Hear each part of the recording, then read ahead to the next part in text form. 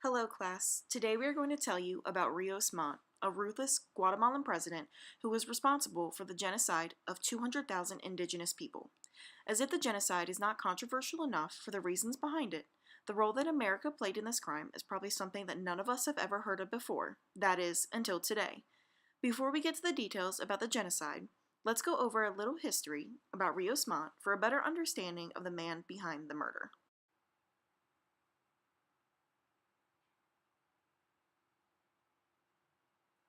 Rios Montt was born in Huehuetenango, Guatemala on June 16 in 1926.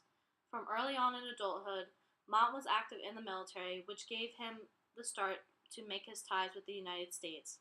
Montt had trained at the United States Army School of the Americas, which is actually located within the Panama Canal area. Long before Rios Montt, the U.S. had influence over Guatemala and its politics.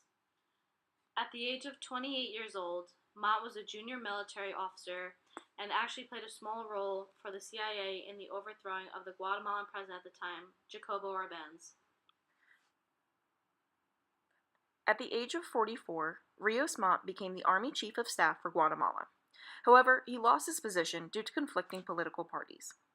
He was then sent by the United States to the Inter-American Defense College in Washington. 3 years later, he returned to his home country and attempted to run for president with the support of Christian Democrats. However, was seen as a fraud and lost the campaign. Later in the 70s, Rios Montt reinvented himself for public benefit by becoming a preacher that had many connections and friendships with American evangelists and quickly developed a following. After gaining power in 1982, Rios Montt remained dictator of the Guatemalan people for 17 months before being overthrown by rivals.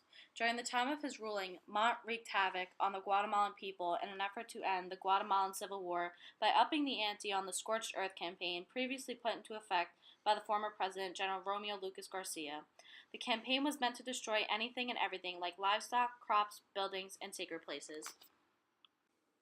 Although the Scorched Earth campaign contributed to the genocide and total number of indigenous people murdered during the 36-year internal war, Rios Montt amplified its effects after taking power. The war began due to insurgents from the people of Guatemala and was meant to target those who opposed the military government. With a total of 200,000 deaths, 45,000 missing persons, and thousands more forced out of the country, the victims of these massacres were also subject to sexual violence and torture. The portion of the genocide that Rios Montt was credited for was known as the Beans and Bullets movement. Montt claimed that if you joined his movement, he would take care of you and feed you, hence the beans. If you opposed his movement, you would face death. Within the first 3 months of his dictatorship, over 10,000 people were killed. Of all the people that were killed in this genocide, over 83% were indigenous. And one of the main accomplices to Rios Montt, who worked directly under his power as Director of Military Intelligence, was Rodriguez Sanchez. According to the military documents from 1982 to 1983, Sanchez had been a key contributor of these military-based counterinsurgency campaigns. During the duration of the genocide, the United States of America played a silent but lethal role in the deaths of thousands. Many of the indigenous people fleeing the country of Guatemala even traveled to America for refuge because they were unaware of America's affiliation with the Scorched Earth campaign and Rios Montt. In fact, President Ronald Reagan admired Rios Montt greatly and claimed that, "I know that President Rios Montt is a man of great personal integrity and commitment. I know he wants to improve the quality of life for all Guatemalans and to promote social justice. My administration will do all it can to support his progressive efforts." So, why support such a violent movement rather than stopping the genocide of a nation? Due to the influence of the Cold War, the United States felt the need to endorse anti-communist regimes like that of Scorched Earth and Rios Montt. The people of the world learned about just how deep the support of the United States went when declassified documents from the government were released. They were clearly aware of the campaign, trained and armed Guatemalan soldiers, and provided intelligence and political support to the government. Many people argue that the support of the United States is how the Scorched Earth and Beans and Bullets regime was so effective. In 2001, the Association for Justice and Reconciliation, or AJR, launched a criminal complaint against Rios Montt on the basis of war crimes, crimes against humanity, and genocide.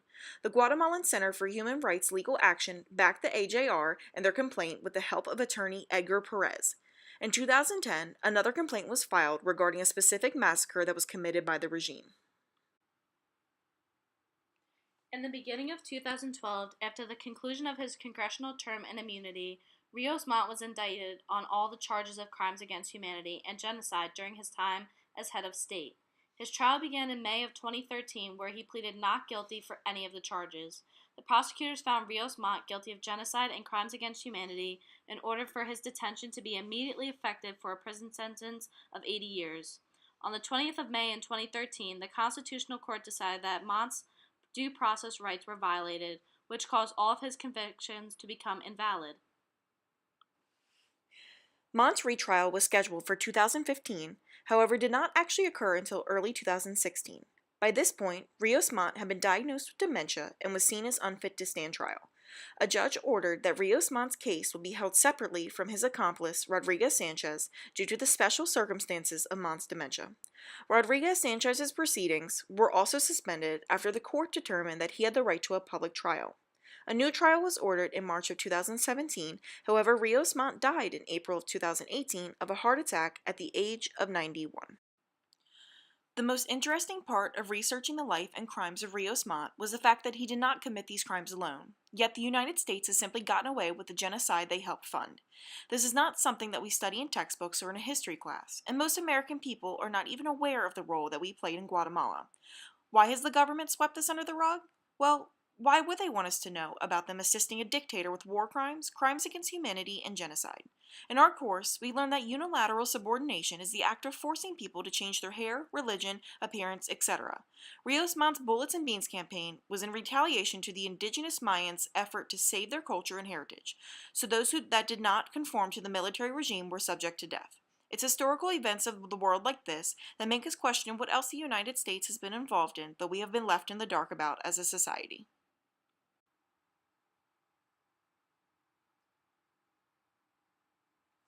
Now, I know this seems like a lot of information, but we hope that you have enjoyed our presentation about Rios Montt and that you too can exercise intellectual humility to question everything about the world around you. Thank you.